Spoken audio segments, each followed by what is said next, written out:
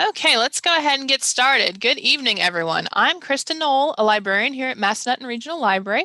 I'm happy to welcome you to today's program on American Roots Music with the Frontier Culture Museum. We're presenting this program as part of our Adult Summer Reading Program. If you haven't signed up for the program yet, please visit our website for more information. You'll be able to register online and then log the books you read to be entered into some amazing prize drawings. Before we begin, a few Zoom housekeeping notes. This presentation is in a webinar format, which means you will only see and hear the speakers, not yourself or other attendees. Be sure to type any questions you have in the Q&A box, and I'll pass them on to our speaker during the Q&A portion of the program.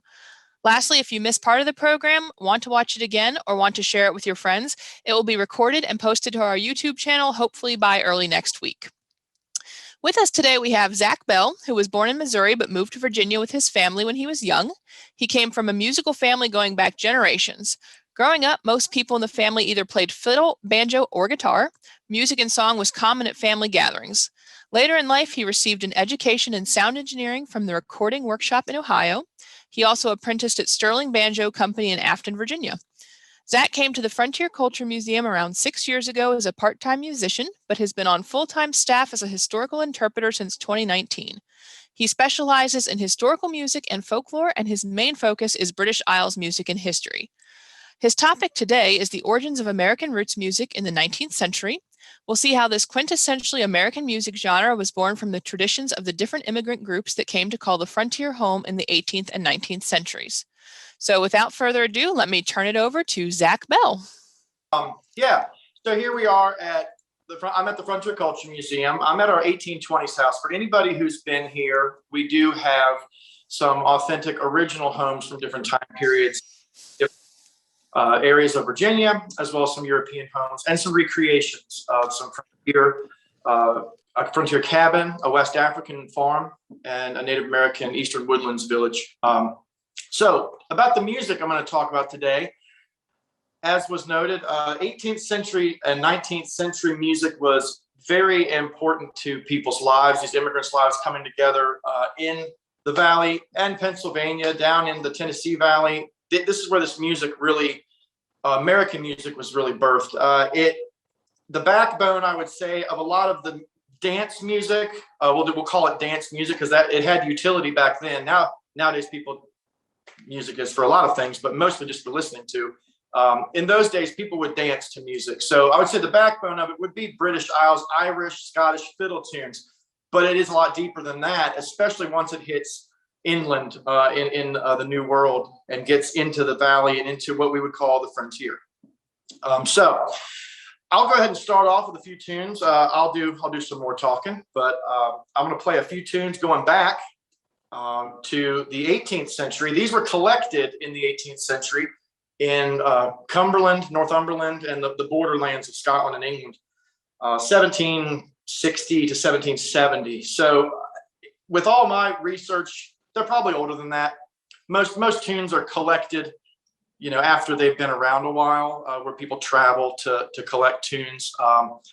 And it was only when people could travel and could write them down. Most people were illiterate back then, so you did have to have somebody that knew how to write and how to write down music. But I'm gonna start with a couple tunes, little off-time signature tunes. They played in a different way in the 18th century. One is called "Jock's Gone Shearing," and Jackie Latin or Layton. There's a story behind that character, and then the Lily is an old English tune. So. Here we go.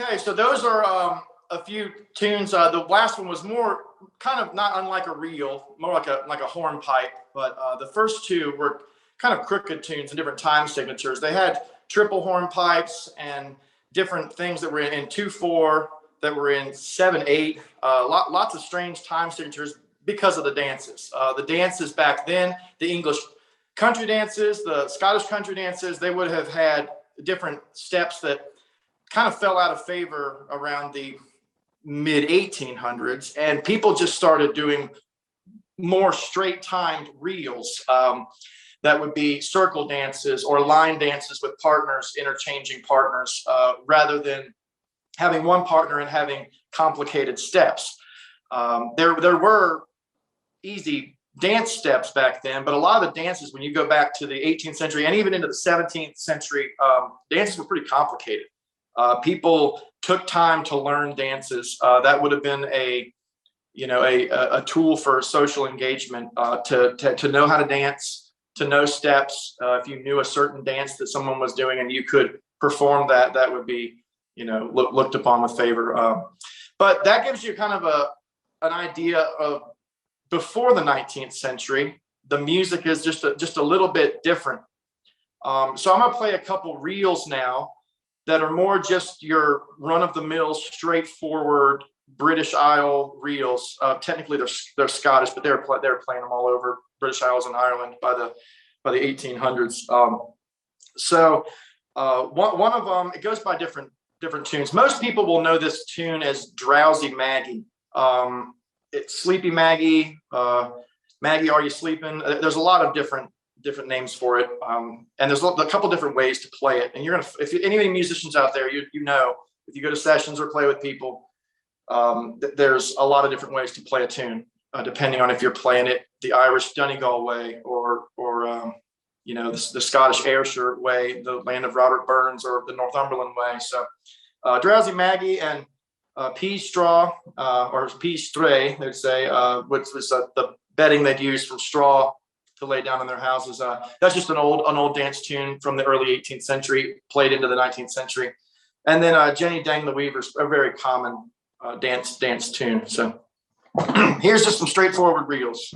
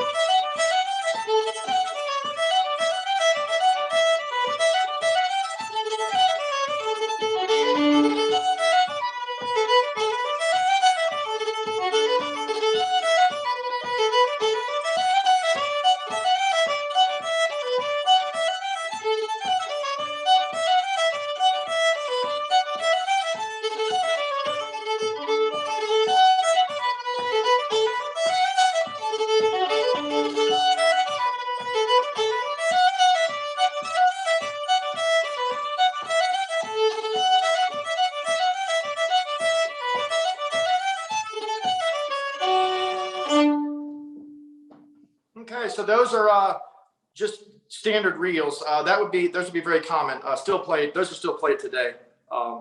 So there's a long tradition of reeling in the British Isles, and that would be that would be a specific type of dance going around the group, around your partners. So a lot of this music is older than the fiddle per se, or the violin. The violin's Italian, the one we know. It comes in, most people think the mid 17th century. It comes in mass numbers, and makers begin making violins. By that time, the Italians, the Germans, and the French are making very good violins. So probably via France, it came into England, went up to Scotland, comes into Ireland, but early settlers in America were bringing their European violins. Before the violin, there were many bowed instruments all over the world in many cultures. The one that would have been in the British Isles probably would have been something close to what they would have called a rebec or a vielle. That in the time of Mary, Queen of Scots, she had rebec players that entertained her. So they had these instruments. They just were very crude instruments. They didn't have the finesse and the craftsmanship that the modern violin has. But the principle all would have still been the same: a bowed instrument to play notes, to to formulate some kind of rhythmic pattern and play a tune to dance to. Now, before that, it probably would have been a primitive form of bagpipe or the harp. A lot of that parlor music or kitchen music would have been quiet, with the harp especially, or like the Welsh crwth, which is a lap bowed instrument. They aren't very loud. But there's a theme here. The general theme is folk music. It's a lot of this music. The closest it would have come to any type of aristocratic, use would have been possibly the Gaelic harp players that were also the bards, the poets, the storytellers. It might have entertained the Gaelic nobility in the west of Scotland, the Highlands, and in Ireland. But for the most part, this music was accessible to all, and that's the theme that you see in this music, especially coming over to the New World. This music spreads not just among its people, but it crosses over into other ethnic groups, other European groups. People start sharing music, and that's what we focus on a lot here at the museum. The importance of that, the importance of music, as well as the importance of foodways, dress, language, farming practice. A lot of that stuff goes hand in hand, and it makes up who these people are. So this music, the long tradition of fiddle music would have been well established by the time these English, Scots, Irish people are coming over to Pennsylvania, on up into New England and down into the valley here where we live. So I mentioned pipes. I have an instrument to show here in a little bit. I was going to show a couple different instruments that some of you might not have seen before. Many people have. Another piece of the puzzle, we'll say, with American music would be the important factor of the banjo. This instrument here, this is an instrument made here at the museum. This would be an late 18th century, early 19th century banjo. And I'll give you a look at this. It's a gourd. This is a gourd. It's got a skin head on it, goat skin head, with everything else is wooden. No frets, for those of you who are stringed instrument players. No frets. It's a fretless instrument. But what this is this is the ancestor of the modern banjo. Now, going back before this time period, you would have something a little different. It would still be a gourd. It would still be a strung through neck with gut strings on it and a sheep or goat skin head. But the tuning pegs would have been a little different. That would have been coming from places like Burkina Faso, Ghana, Nigeria, modern day countries, that area. Would have had instruments like this, but it would have been a little bit different. They would have called that a ngone, or an accounting. That would have been that had some of them had a much longer neck. But the whole use of this instrument is to sing songs, to tell stories. That's a lot of how families and different tribes kept their history among their people. They'd have griots, which are storytellers. They are historians, almost like keeping the lineage of the family and the tribe. So they would often have song, not just with ngones or accountings. They had choras, which were, think of like a harp with a wooden frame, but it's fastened into a large gourd to give it a sound chamber. And then you have different smaller instruments. You have some wooden flutes. You've got a lot of different types of drums. You've got a kalimba, which is like a thumb. We would call it a thumb piano. Little metal tangs that you lengthen or shorten through a bridge that gives you a sound. Again, hooked to a gourd. So the gourd was the common sound chamber. This instrument, this time period, this is more of what you would see from the slave population in the Caribbean making something like this, and it has a more Spanish European influenced tuning pegs. So it looks kind of like violin tuning pegs, but coming straight through the headstock here. By the time this instrument comes up to Virginia, it's about the 1830s, 1840s. You start seeing this instrument getting a wooden lathe spun frame on it, and then tension hooks with screws that tighten it down to get a really, really tight sound and get more volume. The banjo continued its evolution well into the late 1800s.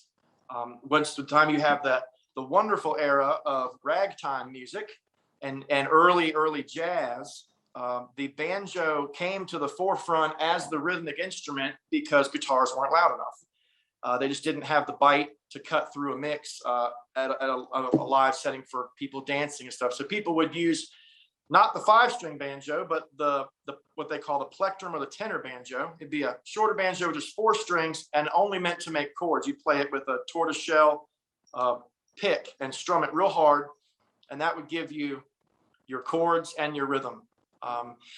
And then, of course, bluegrass, the modern banjo. It's a resonator on the back. It's back to the 5 strings, but it's played with finger picks. Very, very fast, very close to the bridge, very nasally sound, and a very, very distinctive sound.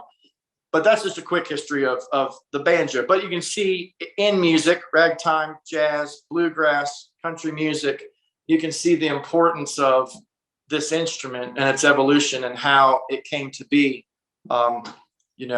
Through unfortunate means, came over here, but still the contribution was great. And I think it had a lot of positive influence on what became American music. We do have a music that we claim as our own style of music, but the rest of the world, notices too. It's American music. And then what that is just a big blend of a lot of things. To sum it all up, it's way more complicated and nuanced than this, but to sum it up, a lot of this music that we celebrate here at the museum and we do dances to, it's really it's Irish fiddle tunes with African banjo rhythms and chord structures that make old time mountain music. But I'm not a seasoned banjo player, but I'm gonna pluck this thing a little bit and let y'all hear what this thing sounds like for those of you who have not heard an old gourd fretless banjo.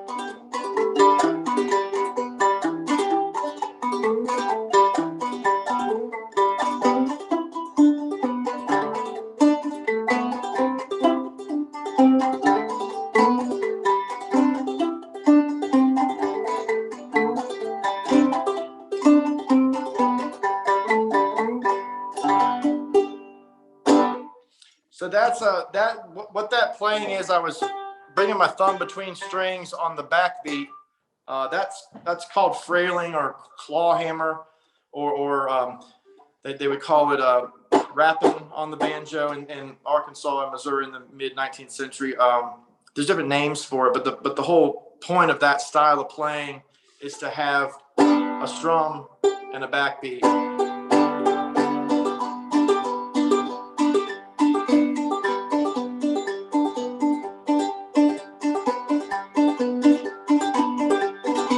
So that gives you a rhythm, and that was the old style of West African playing, that with a hand drum, with someone singing, possibly more than one drum, possibly more than one banjo, but that would have been the way it was chording those chords. It's more about the rhythm than the chords. Very rhythmic music, and that just so happens to go in very well with what they call, depending on what state you live in, you can call it the Tennessee shuffle, the Georgia shuffle. States claim their own, their own version of it, but it's the dun dun dun dun dun dun dun dun with the bow.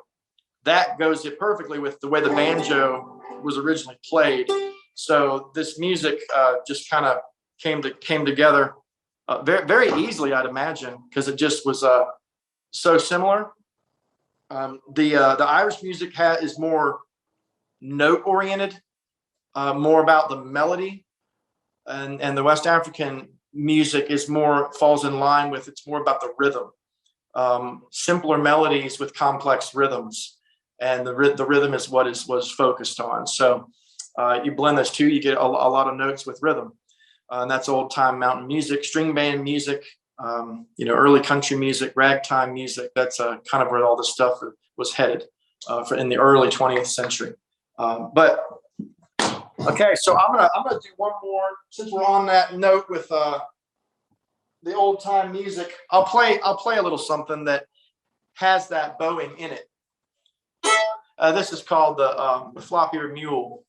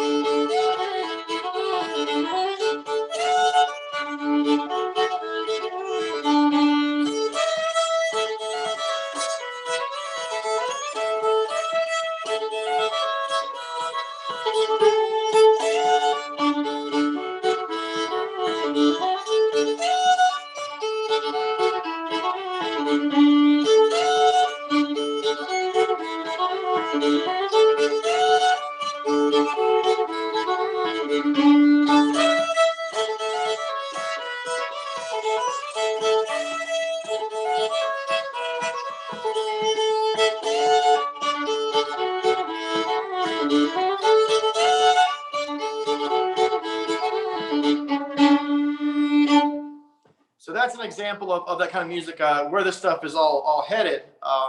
The music becomes the fiddle music becomes a little more rhythmic.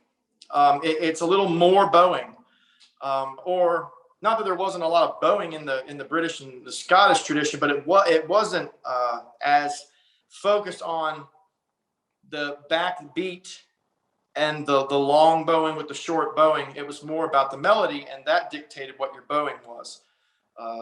Sometimes it was very complicated. If it's a Scottish dress-spey, very specific type bowing, with a powerful up bow.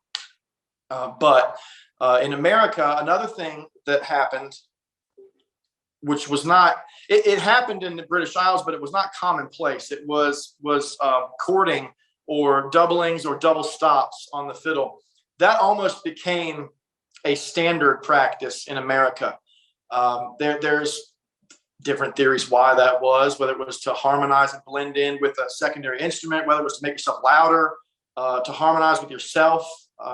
If you're playing solo for a dance, why not make the fiddle sound more interesting by cross tuning it and playing more strings than one? But that would be very common in the New World here in the frontier. Instead of playing something like in America, that's going to be played like. You're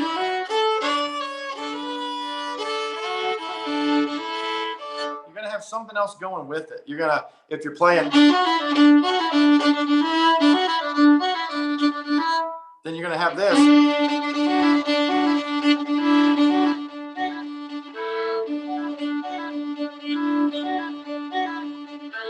So that's kind of you see that theme a lot, is playing double stops. But they did do it in the British Isles.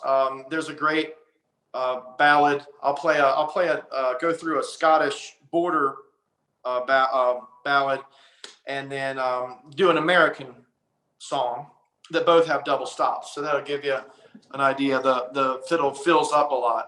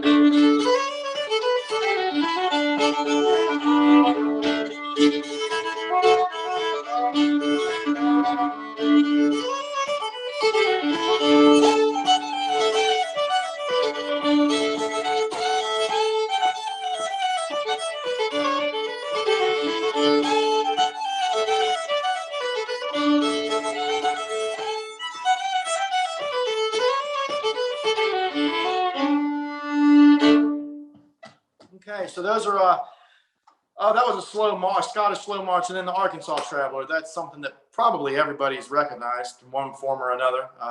That tune's been around a long time, since the early 19th, mid 19th century.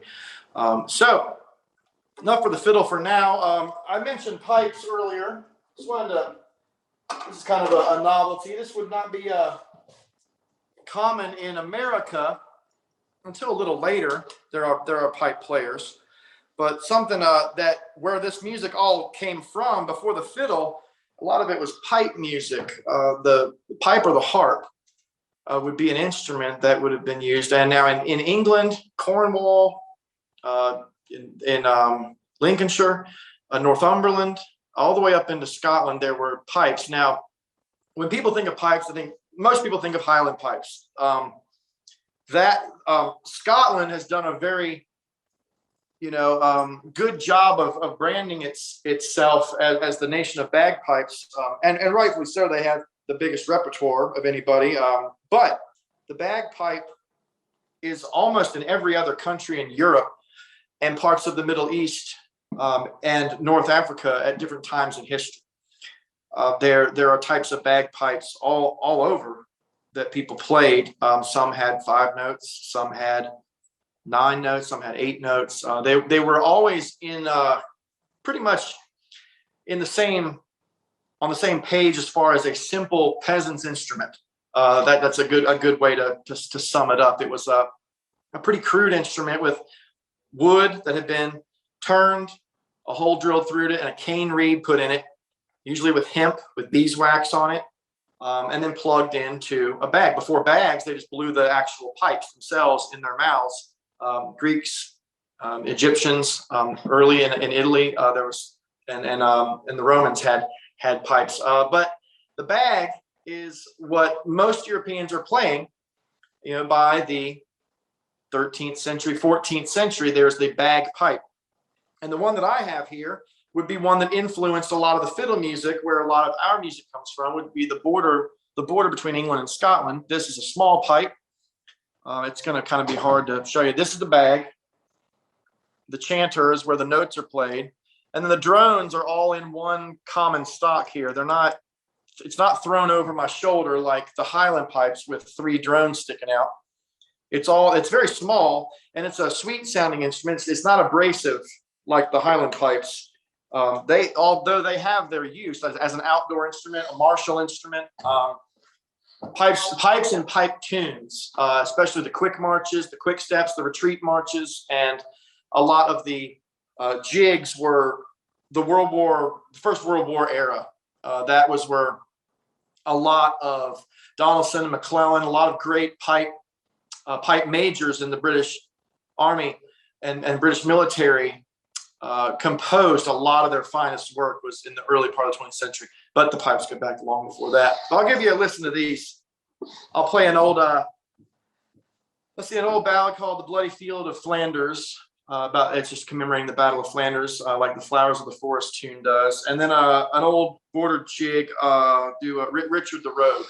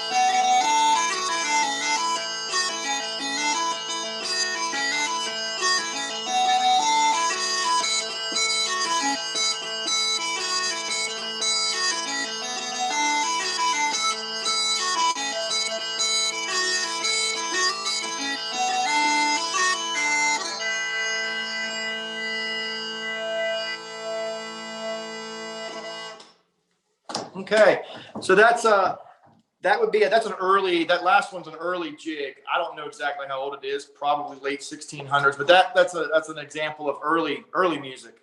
That would be a tune to dance to.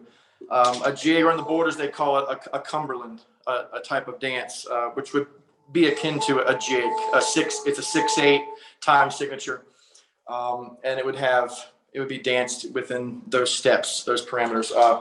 So I'll get the fiddle back out here and play a few more tunes. Got a little bit of time left here, and then we're going to take some questions here. One thing, another influence would be Irish music. If you come to the museum, we do have a house from Northern Ireland, from County Tyrone. Ulster would be the region. The northern, province would be Ulster. That area has a specific fiddle repertoire, we'll say. Just like Connaught in the west, Munster in the south definitely has its own repertoire, polkas and slides, and the area of Cork, County Cork and Kerry. Our house from County Tyrone would have be more in line with a Scottish influence due to the nature of immigration coming in under King James in the early 1600s. You had a lot of Scottish migrants coming in. Not just that, you also had people from Tyrone and Donegal that were seasonal workers that would go to Scotland to harvest crops seasonally when work was slow in Ireland, and they would come back, and a lot of them brought back tunes.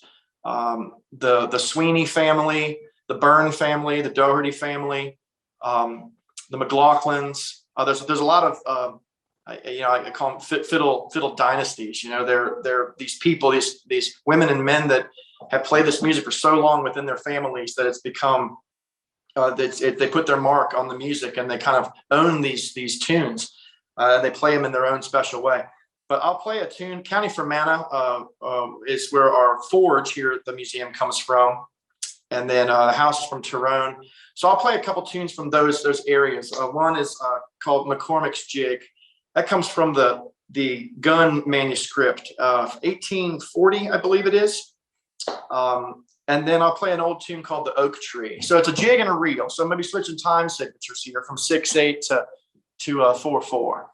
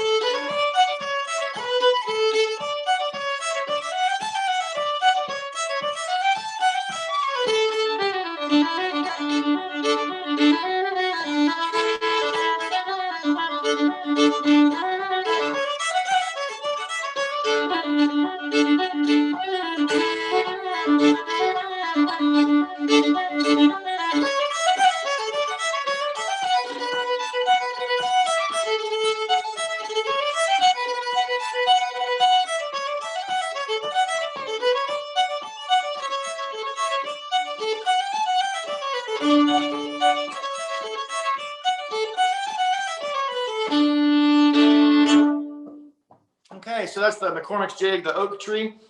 And to close things up, and then we'll take a couple questions, I'll play one more American tune. It's an old Virginia reel called Cherokee Shuffle.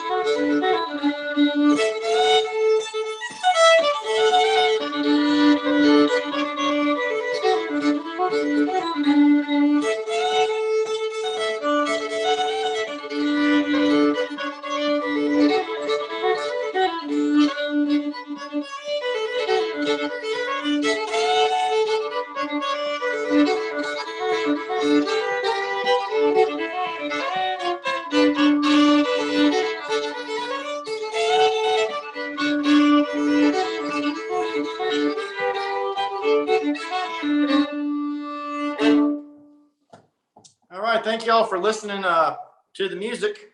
And I think we're going to take a couple questions if you have any. I think we got a few minutes left here, about 10 minutes. So. All right. Hi, I'm back. It looks like we do have a few questions coming in, and if anybody has any other ones, please put them in the Q&A box. We will start with, did people in the British Isles ever start making their own violins, or were they always imported? Oh, no, they were making their own. I don't know how early. I know there are. Donald Riddle was a fiddle player and a pipe major in the British Army, early 1900s. He made violins, but he has a violin, and so does a player named Angus Grant from Glenorchy. They both have violins that were made in Scotland near Inverness, and one was made in Edinburgh in the 1780s, I believe. So I know that's as far as physical evidence. It was probably before then. People were making instruments in Virginia in the mid to late 1700s, but it's hard to track that down. But yeah, I would say by 1760, 1770, people were making, probably in the bigger cities where you had more tools, more education available, and shops. Right. Yeah. Okay. And you said that folk music was played throughout society, and particularly in like the working and lower classes. How were they able to afford these instruments, or was it because they were mostly making their own? That's a very, very good question. I'll hop over to Ireland for an example here. In Ulster, in the very late 1700s into the 1800s, they had what was known as tin fiddles made out of tin. Tinsmiths were very common, traveling tinsmiths that would travel with making wares and fixing things for people. A lot of those people would make, the Doherty family I mentioned before was one family that was known as a tinsmith family, and they still have in a museum somewhere in Donegal, they have a tin fiddle that was played by the Dohertys dating back to 1880, I think. But that would have been an example of making your own instrument. Now, they sounded pretty horrible to our modern ears. They were very brassy and didn't stay in tune well, but that's what they had. The utility was to play for a dance, to play some notes for a dance. But a lot of these instruments would be passed down. And instruments have gotten a little more expensive as time has gone on as well. Okay. Instruments were expensive, but not, a very good violin today can cost $20,000. I mean, it's very, very expensive. But back then, it still would have been expensive, but it would have been well cared for and passed down through the family, as well as the music. You would have learned from your grandmother or grandfather would be the ones that would be singing tunes to the children often. From their childhood, the old days, we'll call it. Okay, let's see. What else do we have? What were bagpipes made of back in the 17 and 1800s? It was cow skin or sheep skin. What they would do, and that depends on where you go. In Bulgaria, for example, they use almost the entire body of a sheepskin tied at the legs. All the holes are tied up and waxed up with a drone in them. It's a very interesting looking instrument, but it's sealed on the inside with a type of wax or lacquer. So it holds air. Now, it doesn't hold air perfectly. It has to be seasoned. So if anybody out there knows any pipers and they play a true hide bag, not a synthetic bag, they're going to have to season it, a couple times a year to keep it flexible and to keep that wall of that membrane inside that holds the air in. But yeah, calf skin or sheepskin would be the main bags. The drones, the chanters. Again, depending on where you're at, what's available, that's a common theme around the world. What you have available to you is what you're making. Right. In England, probably fruit woods. They probably use like apple wood or something like that to make or cherry, cherry wood, something like that to make their instruments, their drones and their chanters. Okay. Let's see. And on a personal note, how did you come to learn all of these different instruments? Oh, I played the fiddle when I was little. My uncle gave me my first violin, taught me a couple tunes. I broke the violin. He got mad at me and took it back. So I didn't take it very seriously until I was a little older. I played guitar as a teenager. The pipes I picked up, I think, late teens. I've always listened to Celtic music. I've always loved that. So growing up in Missouri, the music played out there is its own music. It's not unlike Appalachian music, but it is its own thing because it has, unlike Appalachian music, Missouri music has a little more influence in it. What you're hearing a lot of French Canadian music. You're hearing a lot of the music that stems from the era of the railroad. A lot of this fiddle. You've got a lot of freed black men that are laboring on the railroad with Irish Catholics that are out there. That music, that era of the 1870s, those songs would have been 1840s, 1850s tunes. It's very eclectic, the Missouri mountain music. But the main theme of it, though, is there's a lot of Irish settlers in Missouri. So you've got a lot, I think from my knowledge, it's a little more Celtic than the Appalachian music would have kind of became its own thing, where there's a lot of old tunes that are still played in Missouri that are old Irish reels that are still played. More of the original and less of a blend of the different cultures. Yeah, because it was a little late. It didn't have so much time to blend. And it was kind of a gateway state. I mean, people, when they hit Missouri, they often left even further. They went out down to North Texas, Arkansas, Oklahoma, the cattle trade, San Francisco, places. People were heading somewhere when they were passing through Missouri. We're here to set up lives and live for generations. Right. Yeah. Okay.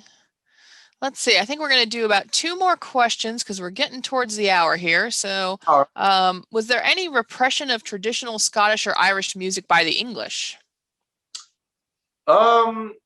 Yes, and not agree that there was like the religious repression or the racial repression between the Gaels and the Angle people. The music has always there's a common thread. Music has always bridged more gaps than created more gaps, if that makes sense. You see that with white Europeans and Black West African people that are here in America in the 1780s and 1800s. There was, as in like white dance halls, Black musicians weren't allowed to play until a certain time period in our history. Right. but it was the banjo players that were the first to go to play. And it was because the music was played and enjoyed and shared with people. So I would say that the English didn't care much for Irish dancing. They looked down on Irish dancing and on Scottish, especially the west coast of Scotland, the Gaelic, from Galloway up to we'll say Caithness. I mean, it's a very rural Gaelic tradition, and the English spent a good part of 800 years trying to kill that tradition. They wanted things to be English. Right. But I mean, you listen to English contra dance music, they're playing Scots tunes. That music made its way into Edinburgh with the Italians that were coming in the 1790s to create music. Edinburgh was it was like the mecca of culture in 1780, 1790. People were, printing presses were going, books were being printed, music was being composed. The Italian ballet had come to town. People were being entertained by this beautiful Baroque music and the Romantic music. So the Gaelic music bled into that. So they started having these James McIntosh, and later on you have James Scott Skinner, Neil Gow, all these people that have a background in Scots, folk music, but they're also very virtuosic in their playing, and they can keep up with these classical people. So I would say not so much repression as in other areas of life, but the English definitely liked their version of contra dance. It's very stately. That would be the word. English music is much more stately and less rambunctious, and they would consider it sloppy. Yeah. Much less likely to tap your toes to the English music, I guess. Yeah. All right.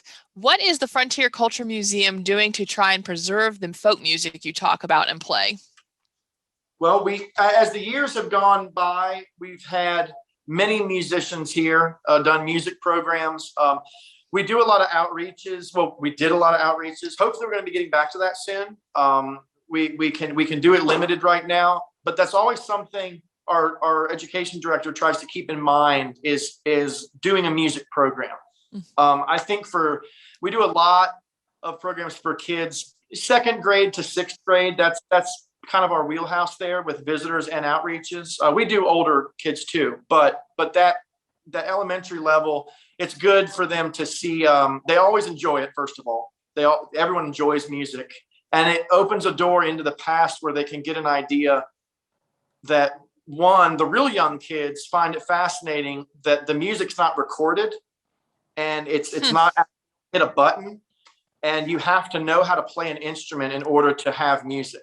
That's what I found with children. They find that fascinating. Is what if you couldn't play? Well, then you can't dance. I mean, well, actually, and that brings up a good point though. When kids ask that, a lot of people would do what the Gaels call canterach, which is the old rhythmic syllable, singing. Every culture does it. They just did it in Gaelic, but every culture does it. West Africans do it. The North American Indians do it. Everyone does it. It's usually not actual words. It's just sounds and syllables that give you the tune. If you don't have a flute or a fiddle, you can, so